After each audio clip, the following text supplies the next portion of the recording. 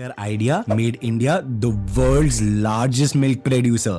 Let me take you back to the interesting history of milk in India. It's 1946. Paulson Dairy has monopoly over India's dairy industry. Farmers are tired of Paulson purchasing their milk for very low rates. So they decide to form a cooperative on advice of Sardar Patel. The result was the formation of Kaira District Cooperative Milk Producers Union Limited. This union was an instant success. But as the farmers increased in the union, a big problem arose. Excess milk produced could not be sold anywhere. Enter Dr. Verghese Kurian, who had the brilliant idea of converting the excess milk produced to butter and milk powders. And since cow milk was a short supply at that time, his innovative thinking led to the creation of milk powder from buffalo milk in India. This brought a change in the milk industry and gave birth to the giant that we now know as Amul. No wonder he's called the father of white revolution in India.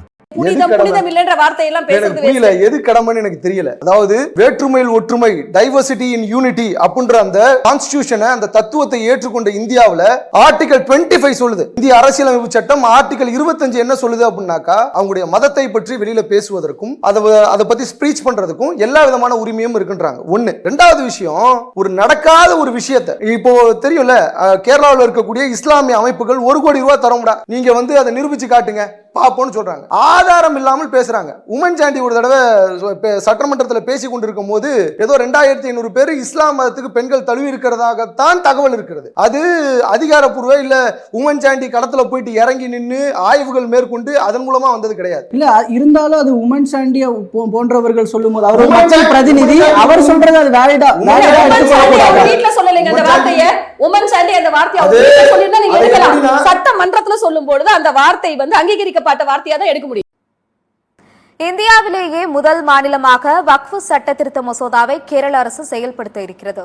மத்திய அரசு கொண்டு வந்த வக்ஃப் திருத்த சட்ட மசோதாவுக்கு தமிழ்நாடு உட்பட பல மாநில அரசுகள் கடும் எதிர்ப்பு தெரிவித்து வருகின்றன. இந்நிலையில் புதிய சட்டத்தின் கீழ் வக்ஃப் வாரியத்தை ஏற்படுத்த இன்னும் 2 மாதங்களில் நடவடிக்கை மேற்கொள்ளப்படும் என கேரள அரசு அறிவித்துள்ளது.